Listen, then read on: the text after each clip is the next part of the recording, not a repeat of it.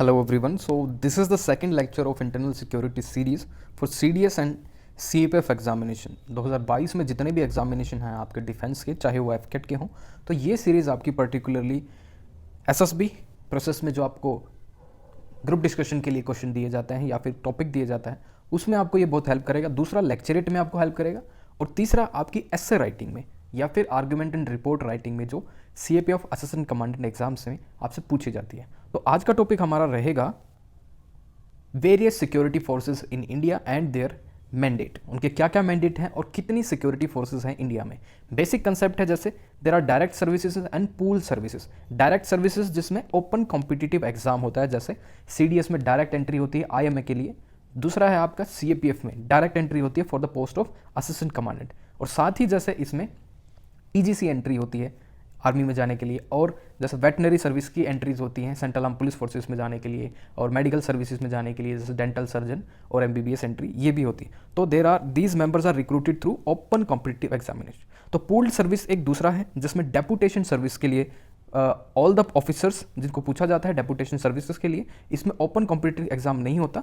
They are brought from different services जैसे SPG में mainly आपके सेंट्रल आर्म पुलिस फोर्सेज से आते हैं। मेनली मैं बोलूँ तो CISF plus ITBP plus BSF, mainly इन तीन फोर्सेज से आपके SPG में देखने को मिलेंगे मैक्सिमम।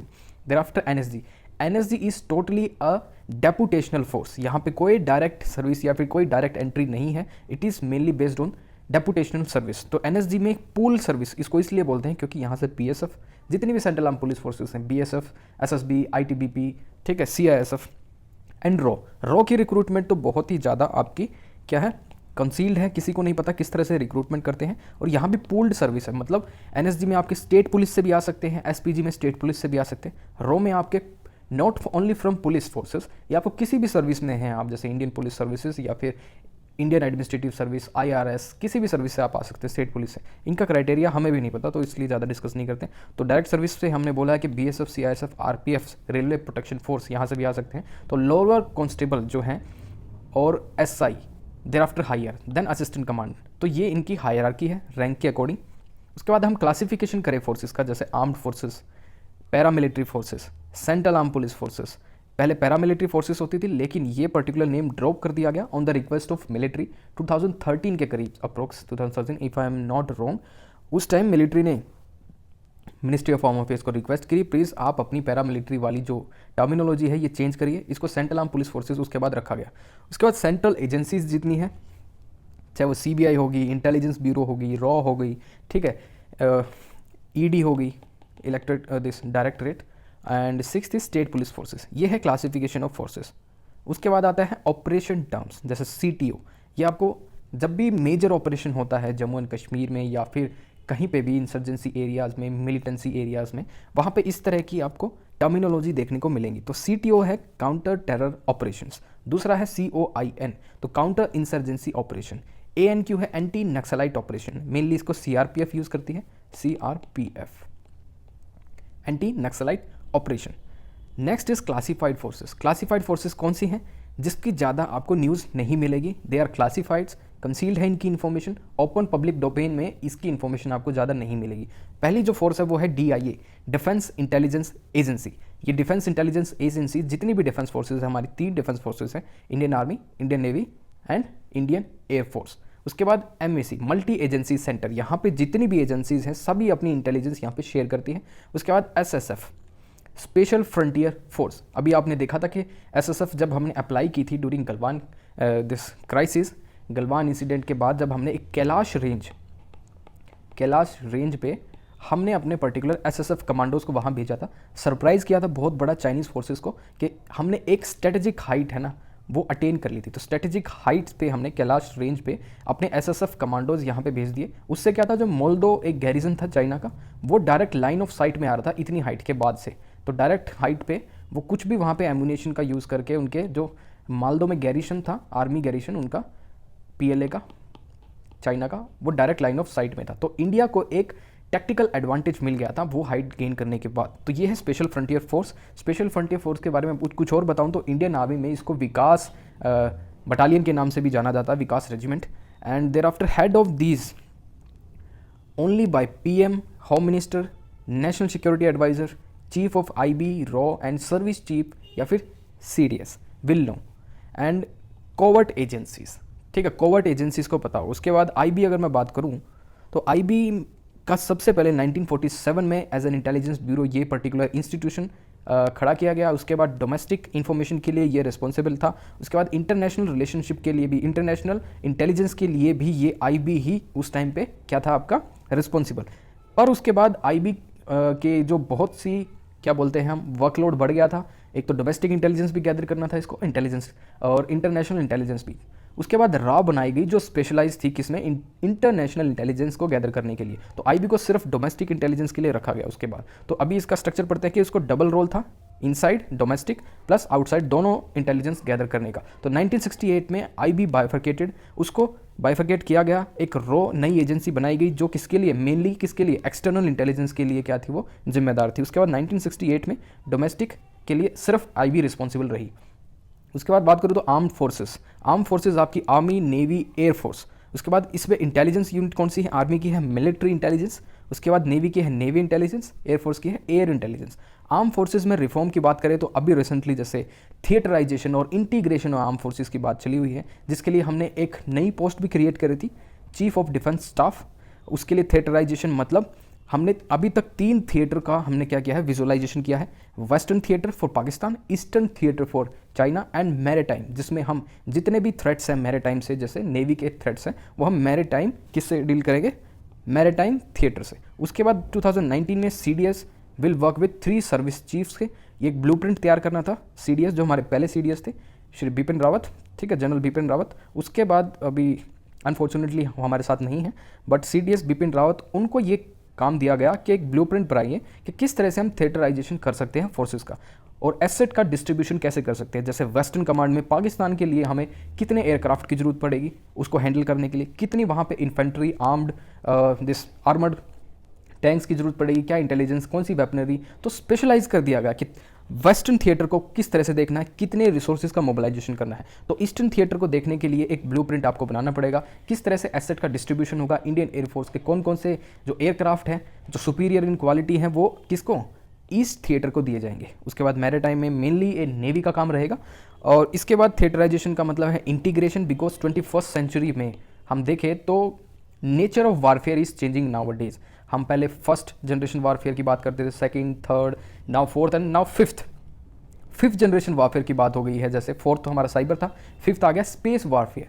जैसे इंडिया ने एक टेस्ट किया है जिसका नाम था, मुझे अभी याद नहीं आ रहा, जिसमें एक सैटेलाइट को शूट डाउन किया गया था, ठीक है, इंडियन अग्नि मिसाइल से, तो वो शूट डाउन किया गया था।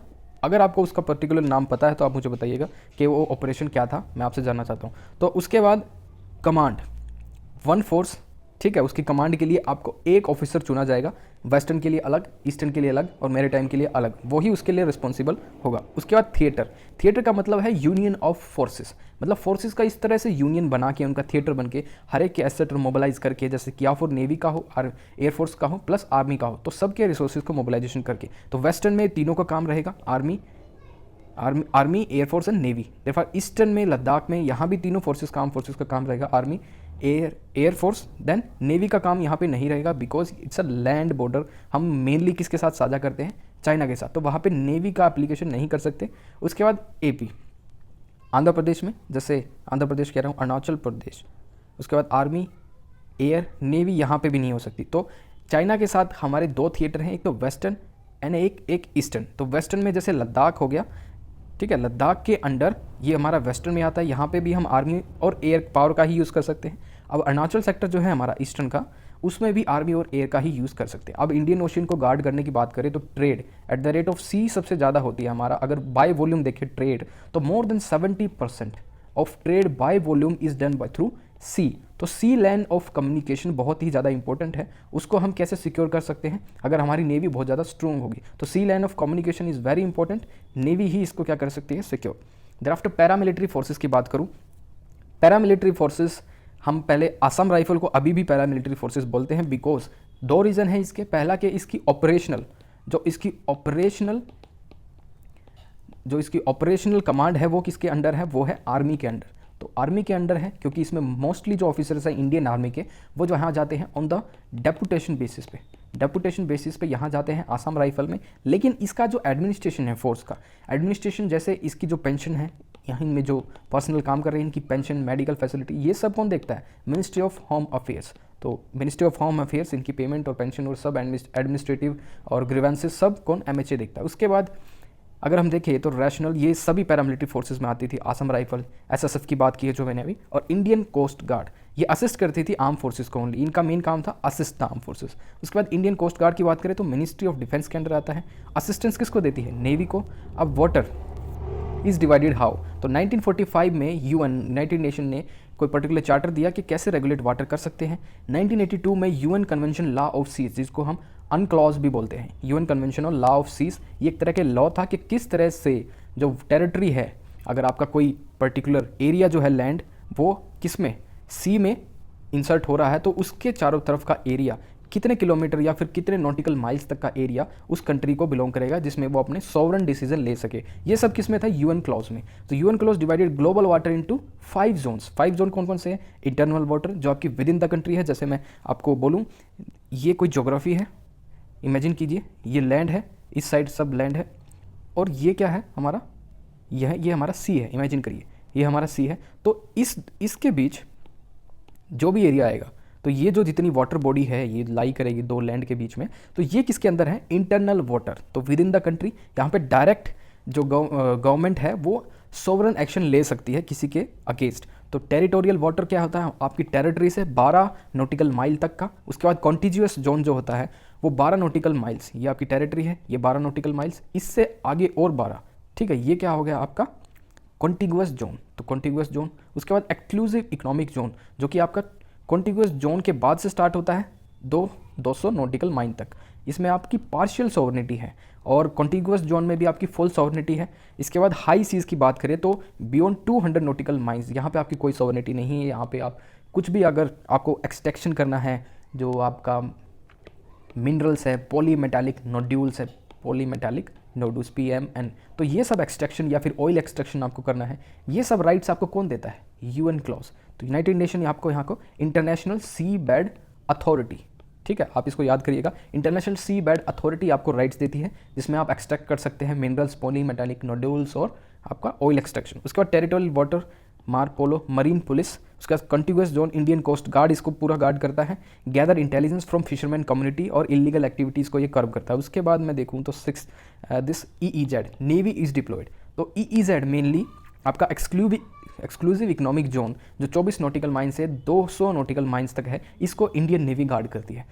उसके बाद में स्पेशल फ्रंटियर फोर्स, जो अभी रिसेंटली लास्ट ईयर काफ़ी न्यूज़ में थी, 1950s में CIA प्लस IB, एक टाउन था मस्टैंग, किसका? तिब्बत में। वो कलेक्टिवली ट्रेन था किसके लिए? यहाँ पे कुछ लोग, उनको ट्रेन किया गया, तिब्बतन ही थे मेनली वो, उनको इस तरह से ट्रेन किया गया, उनको एक रेजिस्टेंस फाइटर बनाया गया अगेंस्ट चाइना। तो चाइना जो उसका इलीगल एक्विजिशन कर रहा था, एक्वायरमेंट कर रहा था तिब्बत का, उसको रोकने के लिए यहाँ पे IB and CIA, central intelligence agency, उन्होंने एक मस्टैंग टाउन में कुछ तिब्बतन को ट्रेन किया। उसके बाद यहाँ से IB की बात आती है। IB में इंटेलिजेंस ब्यूरो में सुजन सिंह उबान कोर पर्सन थे, जिन्होंने मैनेज किया 26th माउंटेन डिवीज़न। उसके बाद 1959 में दलाई लामा इंडिया आ गए। 1962 में इंडिया चाइना कॉन्फ्लिक्ट शुरू हो गया। उसके बाद Suban Singh Uban to create a force, इन्होंने एक फोर्स क्रिएट करी, helped IB to create, IB को एक हेल्प करी, जिससे क्या हो गया? SSF, स्पेशल फ्रंटियर फोर्स वहाँ पे बन गई।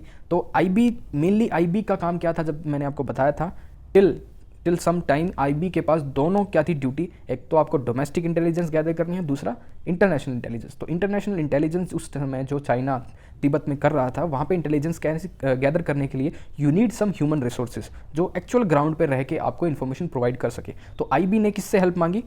सुबन सिंह, ये आर्मी से थे, तो इन्होंने क्या किया, 22nd माउंटेन डिवीज़न की हेल्प से वहाँ पे जो मस्टैंग टाउन था, वहाँ पे IB के लिए एक पर्टिकुलर फोर्स तैयार कर दी, SSF। तो majority of SSF are Tibet origin refugee हैं। SSF क्लासिफाइड फोर्स है, ज़्यादा इन्फॉर्मेशन आपको नहीं मिलेगी, लेकिन स्टिल कुछ एक जगह आपको पता चलेगा कि इंडियन आर्मी में इसी SSF को किससे, विकास बटालियन के नाम से जाना जाता है। और 1968 में this particular battalion was bought under रॉ। अब when SSF deployed at the rate China's border along with army, then come under army. अगर वो आर्मी से आर्मी के अंडर कब आती है, जब वो चाइनीज़ बॉर्डर पे डिप्लॉय होती है तो आर्मी इसकी कमांड करती है। इन रॉ SSF is called as establishment 22। Establishment 22 इसको नाम किस में दिया गया है, रॉ में, एस्टेब्लिशमेंट 22। और आपको विकास बटालियन जब ये इंडियन आर्मी के अंडर काम करती है जब, और एसएसएफ जब ये इंटेलिजेंस ब्यूरो के अंडर काम करती थी। आपको नाम पता चल गया होगा। तो ओनली 22 इसलिए क्योंकि ये 22nd mountain division of Indian army से निकाली गई थी। और उसके बाद हेड कौन करता है इसको, आर्मी। आर्मी का कौन सा rank, lieutenant general, major general. तो इस रैंक के ऑफिसर इसको डेपुटेशन बेसिस पे research and this analysis wing में इसको क्या करते हैं, हेड एसएसएफ को। उसके बाद तिब्बतन, इनकी ट्रेनिंग कहाँ होती है, मेनली एसएसएफ की, ये सहारनपुर यूपी में इनकी बेसिक ट्रेनिंग होती है। उसके बाद चक्राता जो हेडक्वार्टर है यूके में, यहाँ पे इनकी माउंटेनियस ट्रेनिंग होती है। उसके बाद श्रीलंका में, दोनों स्टंका लद्दाख में इनका हाई एल्टीट्यूड ट्रेनिंग यहाँ पे होती है। तो 3 फेजेज में इनकी ट्रेनिंग है, जैसे लो एल्टीट्यूड पे बेसिक ट्रेनिंग सहारनपुर, उसके बाद चक्राता हेडक्वार्टर यूके में माउंटेन ट्रेनिंग, तो हाई एल्टी कहाँ होती है, लद्दाख में। उसके बाद आसाम राइफल, ये भी आपकी क्या है, एक पैरा मिलिट्री फोर्सेस। ब्रिटिशर्स ने इसको बनाया था, हेडक्वार्टर शिलोंग में है। रजिस्ट किसको करना था, लोकल ट्राइब्स जो वहाँ पे इंसर्जेंसी थी उनको फाइट करने के लिए मेनली आसाम राइफल यहाँ पे बनाई गई बाद में। लेकिन शुरू में आसाम राइफल क्या थी, आपकी बॉर्डर गार्डिंग फोर्स थी। उसके बाद independence, Assam rifle as paramilitary forces assisted army in suppressing insurgency north east. Very important है, ये टर्मिनोलॉजी मैंने आपके साथ डिस्कस की है। COIN का मतलब काउंटर इंसर्जेंसी फोर्स है। मेजॉरिटी रिक्रूटमेंट लोकली होता है आपका, यहाँ से नॉर्थ ईस्ट से ही यहाँ से रिक्रूटमेंट होती है। बट इसमें आसाम राइफल में काफ़ी पंजाब हरियाणा यहाँ से भी लोग इसमें रिक्रूट किए जाते हैं। हेड कौन करता है इसका, army officer, lieutenant general level का। लेकिन जो इसमें और भी ऑफिसर्स हैं, अगर इनकी हायरार्की देखें तो डेपुटेशन पे यहाँ पे इंडियन आर्मी के काफ़ी ऑफिसर यहाँ पे जाते हैं। तो आसाम राइफल का ड्यूअल कंट्रोल अगर मैं बात करूँ तो मैंने बताया था कि एडमिनिस्ट्रेटिवली इसका कौन देखता है, होम मिनिस्ट्री। उसके बाद ऑपरेशनली इसको कौन देखता है, defence ministry. It was diploid on the ground by LMC, local military commander.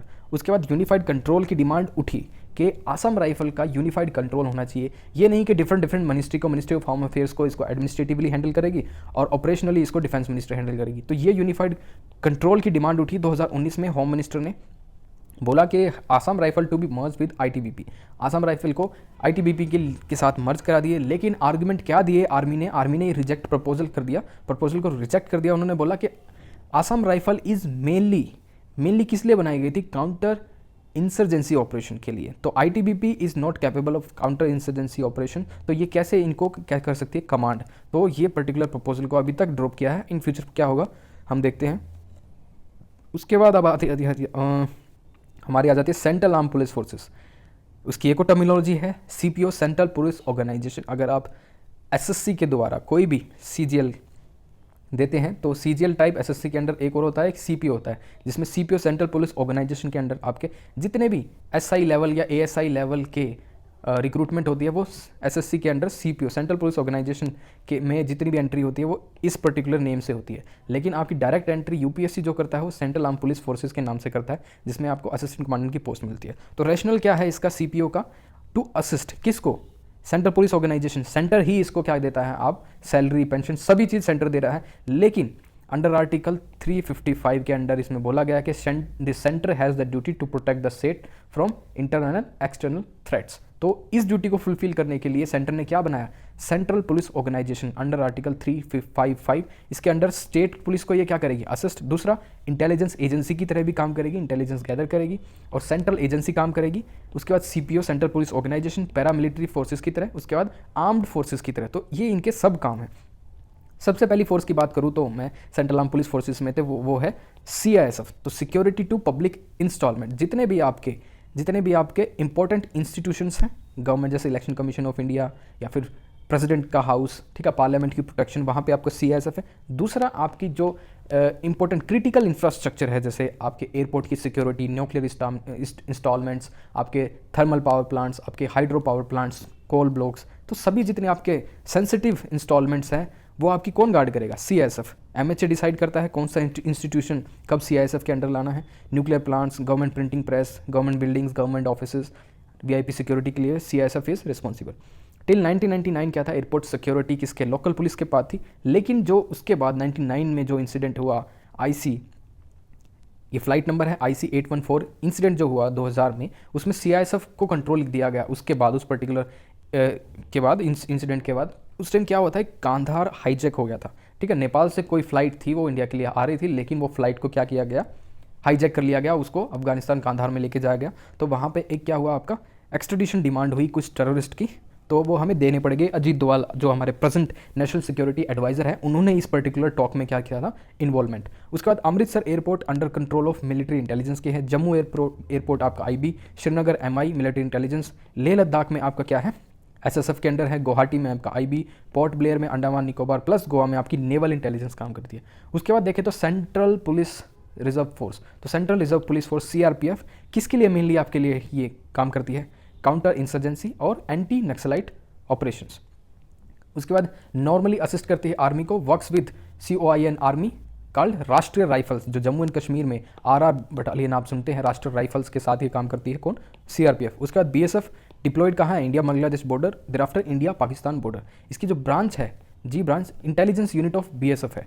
उसके बाद ITBP Indo Tibetan border police primarily किस लिए क्रिएट की गई है, mainly for western sector of LAC, line of action control, जितना भी चाइना के साथ बॉर्डर है वो सब ITBP के अंडर आता है, पूरा गार्ड करती है ये, लद्दाख से लेकर आपका अरुणाचल प्रदेश तक जितना भी गार्ड करना है चाइना से बॉर्डर जो है वो पूरा ITBP के अंडर आता है। उसके बाद सशस्त्र सीमा बल, इंडो नेपाल बॉर्डर और Indo Bhutan border, peaceful border है काफ़ी, इंडियन नेपाल और भूटान बॉर्डर, तो ये पीसफुल बॉर्डर को, लेकिन यहाँ के चैलेंजेस अलग हैं। यहाँ पे human trafficking, fake Indian currency notes, liquor, drugs, इस तरह की स्मगलिंग होती है, तो सशस्त्र सीमा बल यहाँ पे डिप्लॉय की गई है।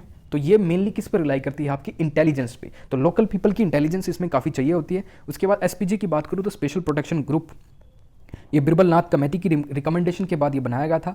हेड ऑफ SPG कौन है, secretary of security. SPG members कहाँ से आते हैं, सबसे ज़्यादा रॉ, MI, IB, उसके बाद PM की सिक्योरिटी के लिए यही रिस्पॉन्सिबल हैं, और भी VIPs की सिक्योरिटी के लिए SPG होते हैं। तो SPG act pass by parliament ने इसका पर्टिकुलर एक्ट पास किया गया है, जिसके बाद 2019 में अमेंडमेंट किया गया था कि SPG की सिक्योरिटी किसको मिलनी चाहिए, तो SPG की security PM and only to the relative living with PM in his residence, उनके लिए ये मिली है।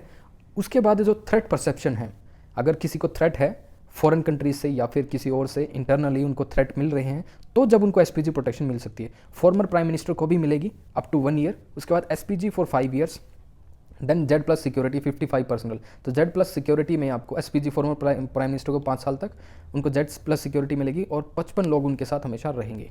तो NSG नेशनल सिक्योरिटी गार्ड, ये अलीट काउंटर टेररिज्म फोर्सेस है। अलीट का मतलब ये सबसे टॉप मोस्ट है, ठीक है, टॉप नॉच इनके पास क्वालिटी है, इक्विपमेंट है, ट्रेनिंग प्रोसेस है, हर एक चीज़ों से गुजर चुके हैं, इसलिए इनको अलीट बोलते हैं, जब भी इनका नाम नेशनल सिक्योरिटी गार्ड है।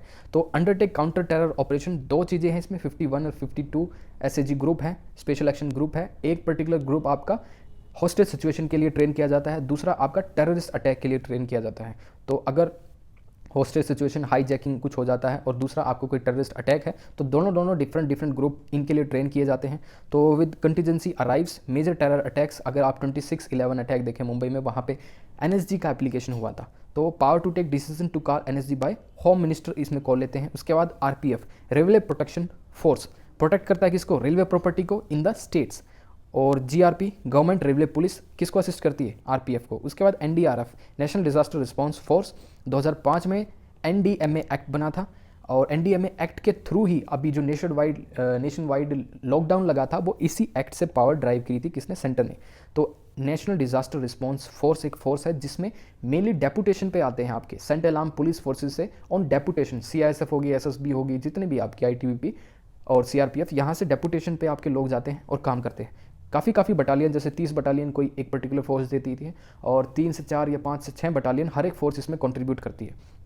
They are train to tackle nuclear and radiological disasters also. उसके बाद अगर मैं सेंट्रल एजेंसीज की बात करूँ तो CBI central bureau of investigation, central vigilance commission, national crime record bureau home minister के अंडर है, act as a inter state crime repository. तो सभी जो डेटा है इंटर स्टेट क्राइम्स का, किस स्टेट में कितना क्राइम ग्राफ है, किस तरह के क्राइम्स हो रहे हैं, कौन से पैटी क्राइम्स हो रहे हैं, क्राइम अगेंस्ट वुमेन, हर एक क्राइम का एक डेटा कौन कलेक्ट करता है, NCRB।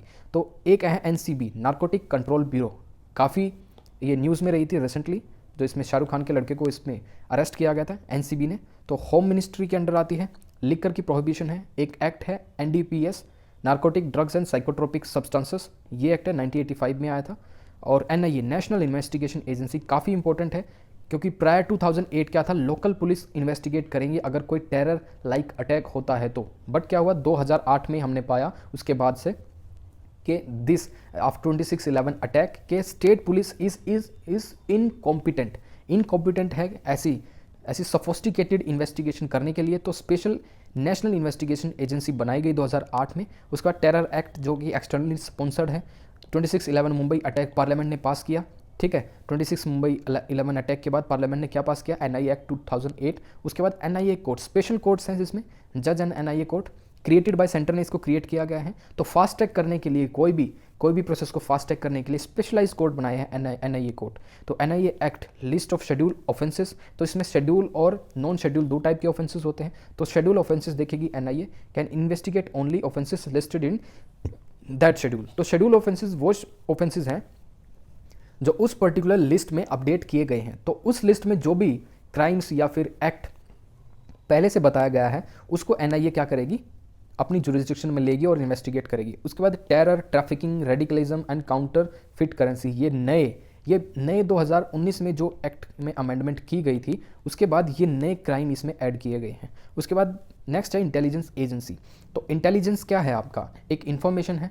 इन्फॉर्मेशन आपको क्यों चाहिए, फॉर द पॉलिसी मेकर्स, आपको कोई एक्शनेबल इंटेलिजेंस चाहिए जिससे आप अपनी सिक्योरिटी फोर्सेस को मोबिलाइज कर सकें उस पर्टिकुलर टेररिस्ट अटैक को रोकने के लिए। तो ये है आपकी इंटेलिजेंस। अगर 26/11 में कुछ इंटेलिजेंस इनपुट हमारे साथ थी, स्टेट पुलिस के पास थी और इंडियन कोस्ट गार्ड के पास भी थी, वो इंटेलिजेंस दी गई, लेकिन वो इंटेलिजेंस इतनी एक्शनेबल नहीं थी।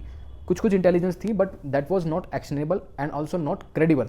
तो क्रेडिबल या फिर एक्शनेबल इंटेलिजेंस हम किस तरह से गैदर कर सकते हैं, ये भी हम आपके साथ डिस्कस करेंगे। तो पॉलिसी मेकर के लिए काफ़ी ये रिक्वायरमेंट रहती है कि क्रेडिबल इन्फॉर्मेशन हो। उसके बाद गैदरिंग प्रोसेस क्या है, उसके बाद अगर गैदरिंग हो गई उसके बाद प्रोसेसिंग की जाएगी, कोई डिपार्टमेंट, कोई इंटेलिजेंस आएगी। ऐसा तो नहीं है कि आपके पास इंटेलिजेंस आई स्टेट पुलिस के पास या फिर सेंट्रल फोर्सेस के पास, वो डायरेक्टली एक्ट करेंगे, नहीं, उसकी क्रेडिबिलिटी देखी जाएगी, उसकी प्रोसेसिंग होगी, thereafter they will take action.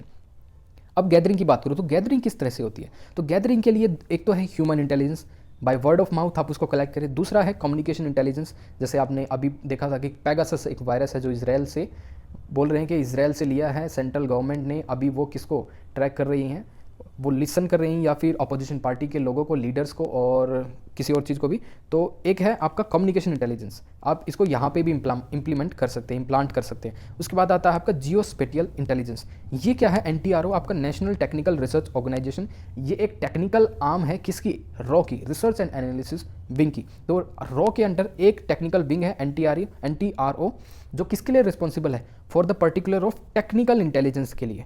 उसके बाद ओपन सोर्स इंटेलिजेंस, जैसे न्यूज़पेपर, मैगजीन, बुक्स, किसी भी पर्टिकुलर न्यूज़पेपर में कुछ अच्छी इंटेलिजेंस आपको मिल जाती है, कोई रिपोर्टर हैं, तो उस तरह से भी आप यहाँ से इंटेलिजेंस गैदर कर सकते हैं। उसके बाद प्रोसेसिंग की जाती है। प्रोसेसिंग कौन करते हैं, ट्रांसक्रिप्शन एक्सपर्ट्स होते हैं। उसके बाद एक्शन लिया जाता है उन प्रोसेस इन्फॉर्मेशन, कोवर्ट ऑपरेशन होते हैं। उसके बाद लार्जली टू न्यूट्रलाइज रिसोर्सेज।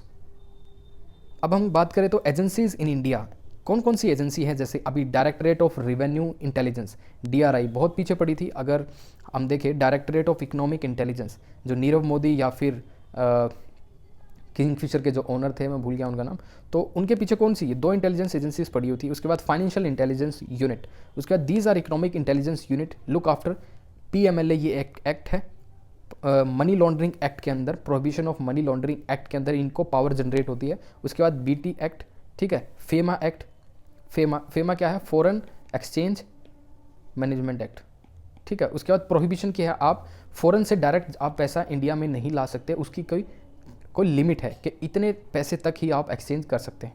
उसके बाद रो एक्सटर्नल इंटेलिजेंस के लिए है, हमने बात कर लिया। IB है डोमेस्टिक इंटेलिजेंस के लिए, जैसे इसमें रिक्रूटमेंट की बात करें तो लोअर लेवल पे तो रिक्रूटमेंट होती है, लेकिन सीनियर लेवल पे इसको पूल्ड मतलब एज ए डेपुटेशन के लिए IB में बुलाया जाता है सीनियर लेवल पे।